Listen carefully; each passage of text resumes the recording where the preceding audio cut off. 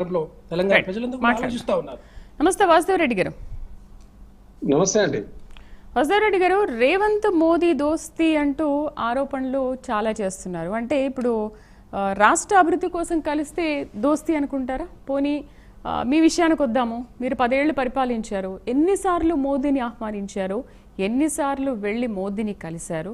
ఇక్కడికి వచ్చినప్పుడు ఎన్నిసార్లు మీట్ అయ్యారు? ఆ విషయం అందరికీ తెలిసిందే. వాసుదేవరెడ్డి గారు, ప్యానెల్లో ఉన్న ప్యానెల్ మిత్రులకు అదేవిధంగా మీకు ప్రైమ్9 ప్రేక్షకులకు నమస్కారం అండి.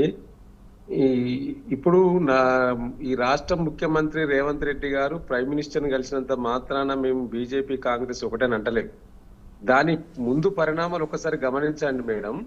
ఇప్పుడు గతంలో ఆ సందర్భాలలో ఈయనే చెప్పిండు కదా, చోటమియా బడేమియా నరేంద్ర మోడీ గారి సభ వేదిక ఉన్నప్పుడే ఆయనను పొగిడిన సందర్భాలు మనం అన్ని చూసినాం కదా.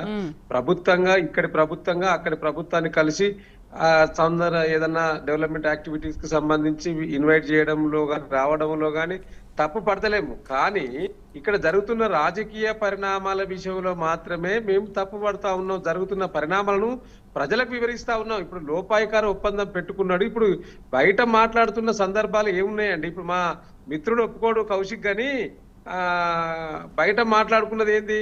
బీజేపీలకు ఇయ్యాల కాకుండా రేపైనా రేవంత్ రెడ్డి గారు అందుకే పోతాడు, ఇక్కడ ఏం లేదు, ఆయన కాంగ్రెస్ ఉండే పరిస్థితి లేదు. ఎందుకంటే మొట్టమొదటి ఇవాళ ఢిల్లీలో కలిసింది ఎవరినని? ప్రైమ్ మినిస్టర్ ని కలిసిండు. ఆ తర్వాత రాహుల్ గాంధీ గారిని కలిసిండు. రాహుల్ గాంధీ గారి అపాయింట్మెంట్ సెకండ్ వచ్చింది, ఫస్ట్ అపాయింట్మెంట్ ప్రైమ్ మినిస్టర్ గారు రిలీజ్ చేయడం బయటికి ఫోటోలు రిలీజ్ చేసింది మాత్రం రాహుల్ గాంధీ గారు చేసినాకనే ప్రైమ్ మినిస్టర్ గారు చేసిన బయటికి ఫోటోలు రిలీజ్ చేసి వాళ్ళ పార్టీ అన్నప్పుడు వాళ్ళ ముందు రిలీజ్ చేసుకుంటారు. ఇప్పుడు మీరు వెళ్ళినా మీరు అదే పని చేస్తారు కదా. నేనేమంటున్నా అంటే వీళ్ళ పార్టీ నాయకుడు అధినాయకుడు ఎవరైనా ఇప్పుడు మన కుటుంబ సభ్యులను మన పార్టీ కుటుంబాలను మొదట కలిసి మాట్లాడి ఇట్లా పోతున్నామని జనరల్ గా చెప్తా ఉంటారు కదా.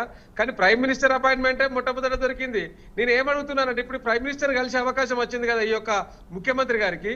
ఒక పక్క పంచాయతీ ఎన్నికలు జరుగుతున్నాయి కదా, మరి ఇన్ని రోజులు 42% గురించి మాట్లాడింది కదా, ఇలా మరి మాట్లాడిండా? బీసీల గురించి మాట్లాడి ఉండుంటాడా? ఇలా ఈ రాష్ట్ర ప్రజలు భావిస్తా ఉన్నారు. ఇలా నరేంద్ర మోడీ గారు అపాయింట్మెంట్ దొరకలేదు, మేము అపాయింట్మెంట్ అడిగినాం, బీజేపీ మీద నెట్టిండి కదా ఇన్ని రోజులు, బీజేపీ అపాయింట్మెంట్ ఇప్పియండి, మేము అందరం కలిసేస్తా ఉన్నారు కదా. ఇలా డిప్యూటీ సీఎం గారు రాష్ట్ర ముఖ్యమంత్రి గారు ఇద్దరు కలిసిపోయారు కదా ప్రధానమంత్రి దగ్గరికి. మరి 42% గురించి ఎందుకో మాట్లాడలేదు, మాట్లాడితే అది ఎందుకో బయటికి పెట్టలేదు. మీరు ఎంతసేపు ఏది మన్మోహన్ సింగ్ గారు ఉన్నప్పుడు మీ గుజరాత్ కు సహకరించారు, మీరు మా తెలంగాణకు సహకరించాలని చెప్పినట్టు బయట ఏదో ప్రెస్ కు రిలీజ్ చేసిండ్రు. అక్కడ ఏం మాట్లాడింది అనేది ఆ దేవుని కెరక. నరేంద్ర మోడీ గారితో ముఖ్యమంత్రి గారు ఏం మాట్లాడారు, డిప్యూటీ సీఎం మాట్లాడారు అనేది ఎవరికి ఇచ్చిందైతే ఒకటి. ఏమంటారు మేడం? చరణ్ గారు చెప్పాలి. అంటే మీరు ప్రధానిని కలిసిన తర్వాత అసలు ఏమి విషయాలు మాట్లాడారు? ఓకే, అనేక అంశాలపైన మీరు ప్రధానితో చర్చించారు, ఓకే.